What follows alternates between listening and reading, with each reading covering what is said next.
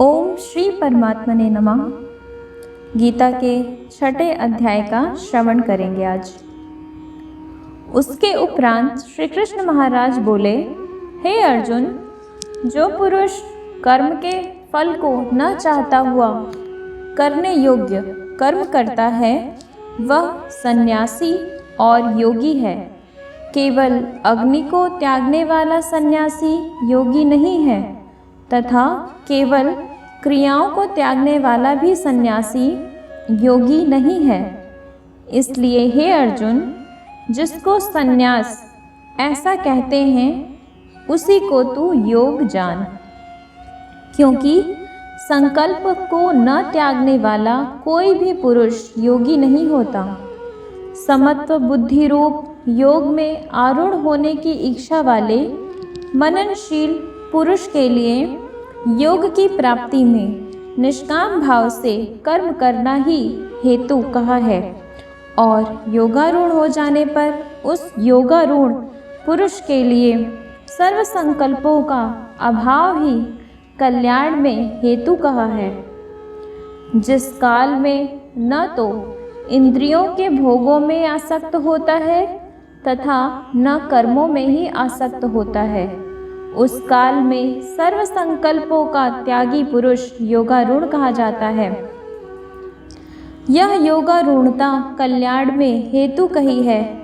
इसलिए मनुष्य को चाहिए कि अपने द्वारा अपना संसार समुद्र से उद्धार करे और अपने आत्मा को अधोगति में न पहुँचावे, क्योंकि यह जीवात्मा आप ही तो अपना मित्र है और आप ही अपना शत्रु है, अर्थात और कोई दूसरा शत्रु या मित्र नहीं है। उस जीवात्मा का तो वह आप ही मित्र है कि जिस जीवात्मा द्वारा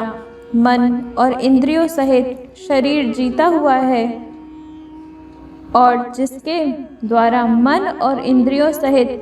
शरीर नहीं जीता गया है, उसका वह आप ही शत्रु के सदृश शत्रुता में बरतता है। हे अर्जुन, सर्दी, गर्मी और सुख दुखादि को मैं तथा मान और अपमान में जिसके अंतःकरण की वृत्तियां अच्छी प्रकार शांत है, अर्थात विकार रहित हैं, ऐसे स्वाधीन आत्मा वाले पुरुष के ज्ञान में सच्चिदानंद घन परमात्मा सम्यक प्रकार से स्थित हैं, अर्थात उसके ज्ञान में परमात्मा के सिवा अन्य कुछ है ही नहीं। ज्ञान विज्ञान से तृप्त है, अंतःकरण जिसका तथा विकार रहित है, स्थिति जिसकी और अच्छी प्रकार जीती हुई है इंद्रियां जिसकी, तथा समान है मिट्टी, पत्थर और सुवर्ण जिसके, वह योगी युक्त अर्थात भगवत की प्राप्ति वाला है, ऐसे कहा जाता है। जो पुरुष सुहृदय, मित्र, वैरी, उदासीन, मध्यस्थ, द्वेषी और बंधुगणों में तथा धर्मात्माओं में, पापियों में भी समान भाव वाला है, वह अति श्रेष्ठ है। इसलिए उचित है कि जिसका मन और इंद्रियों सहित शरीर जीता हुआ है, ऐसा वासना रहित और संग्रह रहित योगी अकेला ही एकांत स्थान में स्थित हुआ निरंतर आत्मा को परमेश्वर के ध्यान में लगावे। शुद्ध भूमि में कुशा, मृगछाला और वस्त्र है, उपरोपरि जिसके ऐसे अपने आसन को न अति ऊंचा और न अति नीचा स्थिर स्थापन करके और उस आसन पर बैठकर तथा मन को एकाग्र करके चित्त और इंद्रियों की क्रियाओं को वश में किया हुआ अंतःकरण की शुद्धि के लिए योग का अभ्यास करे। उसकी विधि इस प्रकार है कि काया, सिर और ग्रीवा को समान और अचल धारण किए हुए दृढ़ होकर अपनी नासिका के अग्रभाग को देखकर अन्य दिशाओं को न देखता हुआ और ब्रह्मचर्य के व्रत में स्थिर रहता हुआ भय रहित तथा अच्छी प्रकार शांत अंतःकरण वाला और सावधान होकर मन को वश में करके मेरे में लगे हुए चित्त वाला और मेरे परायण हुआ स्थित होवे।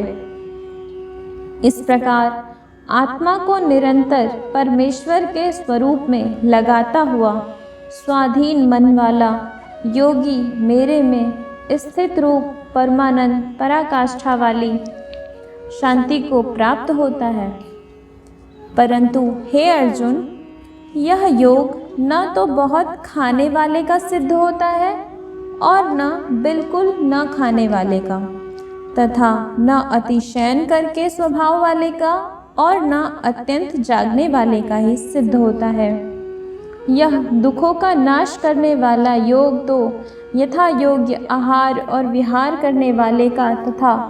कर्मों में यथा योग्य चेष्टा करने वाले का और यथा योग्य शयन करने वाले तथा जागने वाले का ही सिद्ध होता है। इस प्रकार योग के अभ्यास से अत्यंत वश में किया हुआ चित्त जिस काल में परमात्मा में ही भली प्रकार स्थित हो जाता है, उस काल में संपूर्ण कामनाओं से स्पृहा रहित हुआ पुरुष योग युक्त ऐसा कहा जाता है। जिस प्रकार वायु रहित स्थान में स्थित दीपक चलायमान नहीं होता है, वैसे ही उपमा परमात्मा के ध्यान में लगे हुए योगी के जीते हुए चित्त की कही गई है। हे अर्जुन, जिस अवस्था में योग के अभ्यास से निरुद्ध हुआ चित्त उपराम हो जाता है और जिस अवस्था में परमेश्वर के ध्यान से शुद्ध हुई सूक्ष्म बुद्धि द्वारा परमात्मा को साक्षात करता हुआ सच्चिदानंद घन परमात्मा में ही संतुष्ट होता है तथा इंद्रियों से अतीत केवल शुद्ध हुई सूक्ष्म बुद्धि द्वारा ग्रहण करने योग्य जो अनंत आनंद है, उसको जिस अवस्था में अनुभव करता है और जिस अवस्था में स्थित हुआ, यह योगी भगवत स्वरूप से नहीं चलायमान होता है और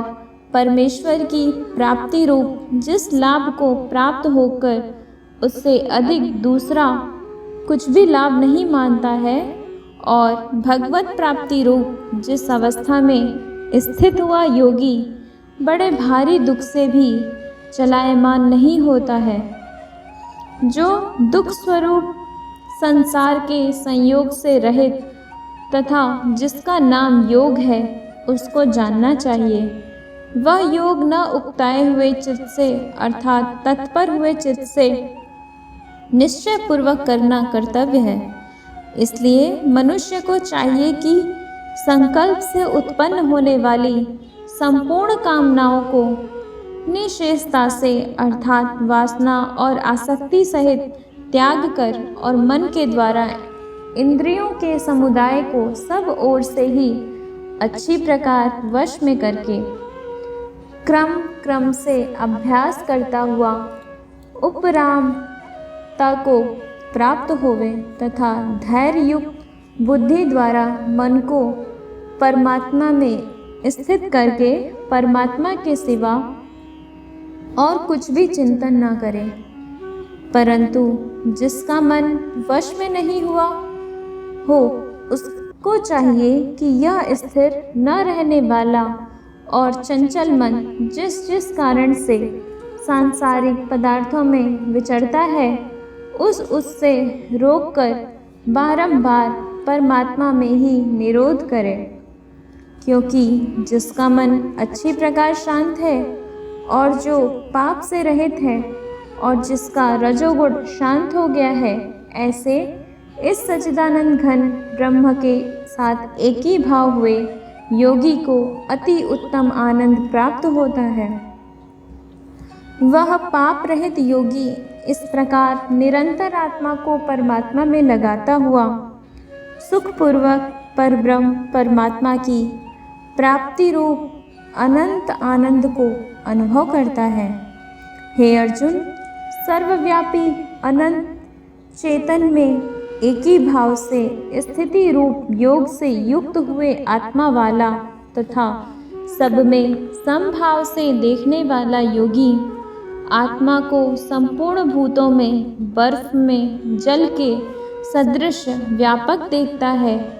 और संपूर्ण भूतों को आत्मा में देखता है। अर्थात जैसे स्वप्न से जगा हुआ पुरुष स्वप्न के संसार को अपने अंतर्गत संकल्प के आधार देखता है, वैसे ही वह पुरुष संपूर्ण भूतों को अपने सर्वव्यापी अनंत चेतन आत्मा के अंतर्गत संकल्प के आधार देखता है। जो पुरुष संपूर्ण भूतों में सबके आत्मरूप मुझ वासुदेव को ही व्यापक देखता है और संपूर्ण भूतों को मुझ वासुदेव के अंतर्गत देखता है, उसके लिए मैं अदृश्य नहीं होता हूँ और वह मेरे लिए अदृश्य नहीं होता है, क्योंकि वह मेरे में एक ही भाव से स्थित है। इस प्रकार जो पुरुष एक ही भाव में स्थित हुआ संपूर्ण भूतों में आत्मरूप से स्थित मुझ सच्चिदानंद घन वासुदेव को भजता है, वह योगी सब प्रकार से बरतता हुआ भी मेरे में ही बरतता है, क्योंकि उसके अनुभव में मेरे सिवा अन्य कुछ है ही नहीं। हे अर्जुन, जो योगी अपनी सदृशता से संपूर्ण भूतों में सम देखता है और सुख अथवा दुख को भी सब में सम देखता है, अर्थात एक बराबर देखता है, वह योगी परम श्रेष्ठ माना गया है। इस प्रकार भगवान के वाक्यों को सुनकर अर्जुन बोले, हे मधुसूदन, जो यह ध्यान योग आपने समत्व भाव से कहा है, उसकी मैं मन के चंचल होने से बहुत काल तक ठहरने वाली स्थिति को नहीं देखता हूँ, क्योंकि हे कृष्ण, यह मन बड़ा चंचल और प्रमथन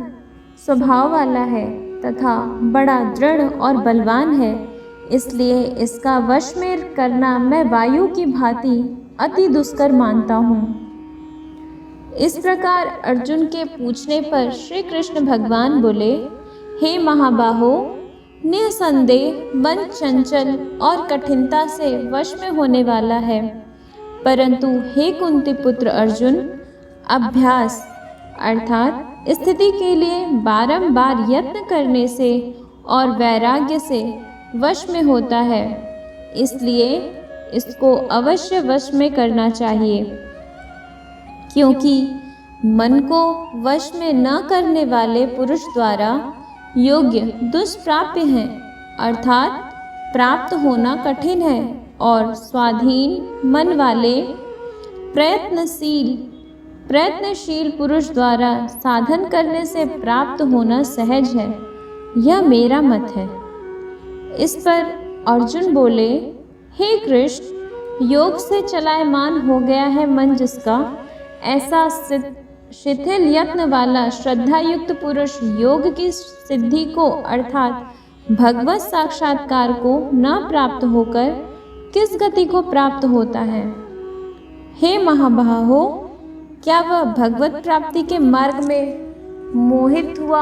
आश्रय रहित पुरुष छिन्न भिन्न बादल की भांति दोनों ओर से अर्थात भगवत प्राप्ति और सांसारिक भोगों से भ्रष्ट हुआ नष्ट तो नहीं हो जाता है? हे कृष्ण, मेरे इस संशय को संपूर्णता से छेदन करने के लिए आप ही योग्य हैं, क्योंकि आपके सिवा दूसरा इस संशय का छेदन करने वाला मिलना संभव नहीं है। इस प्रकार अर्जुन के पूछने पर श्री कृष्ण भगवान बोले, हे पार्थ, उस पुरुष का न तो इस लोक में और न परलोक में ही नाश होता है, क्योंकि हे प्यारे, कोई भी शुभ कर्म करने वाला अर्थात भगवत अर्थ कर्म करने वाला दुर्गति को नहीं प्राप्त होता, किंतु वह योग भ्रष्ट पुरुष पुण्यवानों के लोकों को अर्थात स्वर्ग आदि उत्तम लोकों को प्राप्त होकर उनमें बहुत वर्षों तक वास करके शुद्ध आचरण वाले श्रीमान पुरुषों के घर में जन्म लेता है, अथवा वैराग्यवान पुरुष उन लोकों में न जाकर ज्ञानवान योगियों के ही कुल में जन्म लेता है। परंतु इस प्रकार का जो यह जन्म है सो संसार में निसंदेह अति दुर्लभ है। वह पुरुष वहाँ उस पहले शरीर में साधन किए हुए बुद्धि के संयोग को अर्थात समत्व बुद्धि योग के संस्कारों को अनायास ही प्राप्त हो जाता है और हे कुरुनंदन, उसके प्रभाव से फिर अच्छी प्रकार भगवत प्राप्ति के निमित्त यत्न करता है। वह